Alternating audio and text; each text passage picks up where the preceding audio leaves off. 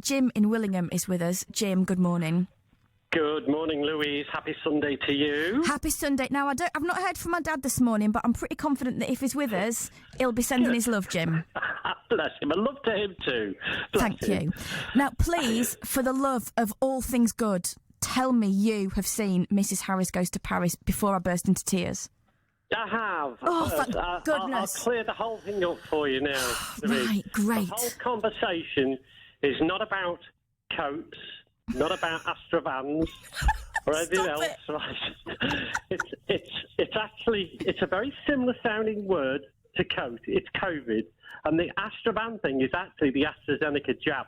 So it's all about Mrs. Harris catches COVID and has the AstraZeneca jab in Paris. Jim, I am gonna just... I totally believed that you'd seen the film. Are you kidding me? Yeah. Have you not... I've been out the house for a week. Oh, bless you. Jim, you are on the naughty step. Glenn, did you know he was winding me up? Glenn knew. Glenn's in on it. Glenn knew. Yeah.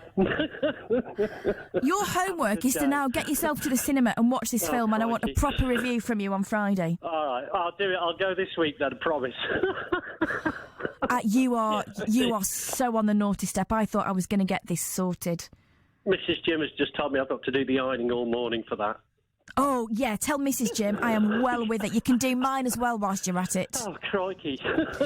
Honestly, I think I've given myself a stitch, Jim. Oh, bless you. Sid. You've got to have a lie down. Sid, I will, in about 10 minutes. Sid got in touch earlier and he said, oh, never mind the Sunday service, we should have a comedy hour. And I was like, yeah, if only we could find some. Right. Well, you made me smile this morning, I must say. Thank you very much to you and the team. You're more than welcome. I've got more questions than answers, Jim, but I'm glad you're happy. You have a lovely day. Enjoy the ironing. Thordis, I can't believe I fell for that. I delayed you. I delayed you for that naughty nonsense. I haven't seen it either, by the way. Brilliant. I was hoping it might be about the plant Paris quadrifolia, which is a woodland plant, but sadly I don't think it is. Why not just make it up? Because nobody else seems to know what this film's about. Did you say you were hungry, by the way? I've got some blueberries. Yeah, but I'm not hungry for blueberries, Thordis. I'm hungry for, like, cake or a bacon sandwich. Don't be bringing me 6 blueberries. The thing is, people won't know this, but it's actually very hard to find radio-friendly foods, because most things, so you eat them and they're just stuck in your mouth, it doesn't work. Blueberries, remarkably radio-friendly. So my first, again, tangents, the first presenter that I ever worked with when I was on work experience in radio, I can't say his name because he was well famous. So my job at 20 to 11 was to go next door to the butty shop and get his fried egg sandwich. Yeah. Wow. But the problem was, it's not, Thordis, that's the worst job in the world. No, I mean, like, wow, being able to... Let's just be honest, none of us are starry enough that we'd be sending someone to go and get us a butty while we were still on air. If I said that to Glenn, could you imagine? He'd be like, go and get it yourself. It would. Anyway, so I went and got my egg. I thought you meant it was a prestigious job, not that... Okay, because it wasn't. So I went and got this fried egg sandwich, brought it back, and the rule was, the first thing they said was, do not take it into him until the news headlines, because if you take it in the travel, he'll just eat it whilst he's talking on air. And it was like pain of death. That was like the number one rule of working on that show. It wasn't be polite to callers or don't forget to make sure the newsreader's there. It was don't give him his egg sandwich at 8:59. I've gone off on so many tangents. I'm sorry. How are you? Gardening? I'm very good. It's been an excellent week. It's sunny. It's one of those bright, glittery mornings. Yeah. It's a beautiful autumnal day. And we are here for 4 hours of gardening in the great outdoors. We are going to be hearing how the new town at Alconbury Weald near Huntingdon, it's not only providing homes for people, etc., but amazing stuff going on for wildlife. They're putting swift bricks in the walls. They've got wildlife corridors and hedgehog highways and all kinds of great stuff. So we're hearing about that and an event that's coming up next weekend. We're catching up with the Langdyke Countryside Trust. They're looking for your help to create a community nature reserve near Peterborough. Nature in Focus is all about ladybirds, which you might find turning up in your homes around about this time of year. So we're going to look into that. Do we need to feed them? Because I've got a lot on my plate with tadpoles and rabbits. But you might need to you might need to move them them. You might think they're happy in your homes, not necessarily. Also, certain types, because there are loads of species of ladybirds, certain types turn up in your home, so that's all revealed later on. Our sage advice is all about planting tulips, but multi-headed varieties, so tulips that have multiple flowers from one bulb. How awesome is that? Should we be planting tulips now? Because I want to know what my planting schedule. Yeah, like October, November, December is a good time. You don't want to plant them too early because then they might rot. So I think that was a great facial reaction. Sorry. It's a good. This is why I'm not on TV anymore, because I kept getting in trouble for my poker face.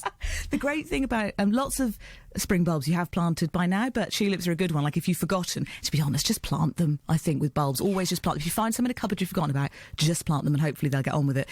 One of the really exciting things that's happening on the show today is I've been to see Barry Gayton's garden. Amazing. Were you jealous? Well, yes, it's an acre first of all, but also just more plants than I think I've ever seen in my life. I've been to some gardens, but his personal cacti and succulent glasshouses, they are like professional scale. They are huge and they are cheek by jowl. Will he look after my plants for me over the winter? I doubt if I dig them up and pop them in he's got room. Honestly, I have never seen a greenhouse so full. Every single bit of space is taken up and most of it is grown from seed. It is amazing. So we're taking a tour over the course of the show around his garden, the glass houses, the garden itself, hearing all about the kind of propagation secrets behind it all. And, of course, big heart of the programme, 11 till 1, Bridget Girling and Jeff Hodge are on hand to answer your horticultural conundrums. Between them, they've got loads of expertise. So whatever your gardening question, get in touch. You can email, call, text, WhatsApp, tweet, whatever you like, and we will try to help you out. Fantastic. Thordis, I know I'm not your producer, but do you remember, I don't know why I remember this, it stayed in my mind. We had one of our little handovers a few years ago. This is how far. Years ago. This is amazing. Yeah, no, I always think of you when I think of the word hygge. Did I say it right? Hygge. Do you remember? Hygge. I don't know how to say it. Oh, Isn't it? Worst Norwegian ever. Well, Icelandic. Well, I seem to remember that I was going to be your agent and get you a BBC Two show all about being cosy in autumn. Knitting and crocheting and gardening. This was the thing we were talking about. So that's my plan, to get you a TV show all about hygge, whether it's Danish, Are you sure you're not Norwegian? Definitely not. So it's Icelandic? I'm half Icelandic. And I'm the worst friend ever. I'm the worst half Icelandic person ever. I can't speak any. I own one itchy jumper. Okay, so that's the new plan. That could be a feature going forward. You can, if I can't get you a BBC Two evening show on hygge, then you can have a little slot for the next few weeks up to Christmas on the great outdoors. That sounds nice, doesn't it? Okay, thank you very much. You're being so polite. Lovely to see you. Lovely to see you. I always love our chats. You always look slightly terrified when you leave studio. It's great fun. Well, it's quite nice. You sit in the other room on your own preparing for a show and then you get to come and actually talk to a human being. It's nice. I know, we've tried being here since 5 o'clock in the morning. Well, I think relations are strained today. I think I'm pushing my luck in terms of politeness, let's put it this way. Anyway, Thordis, have a lovely show. Lovely to see you. Lovely to see you too. Thank you very much. I'm not feeling too bad about you rejecting my blueberries. All the more for me. Fried egg, that's all I'm saying. So Matt's been on. He sent us a text. He says, Mrs. Harris goes to Paris. It's about a woman called Mrs. Harris who goes to Paris. Matt, you are no longer allowed to listen to this show. John said, I saw the film years ago. I've got the DVD in my hand now. She does indeed go... It only came out 5 minutes ago. She does indeed go to Paris and comes back. The H is dropped, so it's Mrs. Harris goes to Paris. I feel I'm very confused. Oh, it's a remake. Oh, well, if you said it's a remake, somebody might have seen the original. I am never going to go and see this film now because it's the conversation around this has confused me so much. I don't know how I will enjoy it. It has been lovely to hang out with you this Sunday morning. I will see you Friday from 6 o'clock. Thordis is up next. Thanks for your company. I'll see you soon.